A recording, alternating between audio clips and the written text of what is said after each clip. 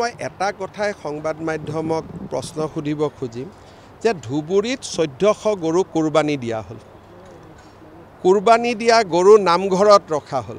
সেই কথাটো কোনেও নুসুধে। এইকেইটা গৰুটো জীয়াই ৰখা হৈছে। যিকেইটা গৰু কুৰবানী দি মাৰি পেলোৱা হ'ল নিশংসভাৱে, তাৰ সেই নিশংসতাই অসমৰ কোনো সাংবাদিকতাৰ হৃদয় নকঁপায় নেকি? মই সুধিব খুজিছোঁ আপোনালোকক।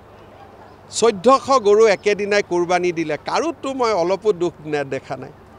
গতিকে মই ভাবোঁ যে যিটো প্ৰসংগ উত্থাপন কৰিলে ৰাইজৰ লাভ হয়, সেই প্ৰসংগ আমি উত্থাপন কৰা উচিত।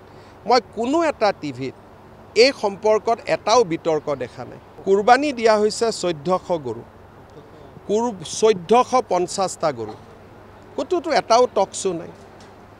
এইকেইটাতো জীয়াই আছে গৰু। আপোনালোকে জীয়াই থকা গৰুৰ ওপৰত আলোচনা কৰে, কুৰবানী হোৱা গৰুৰ কথা আলোচনা নকৰে।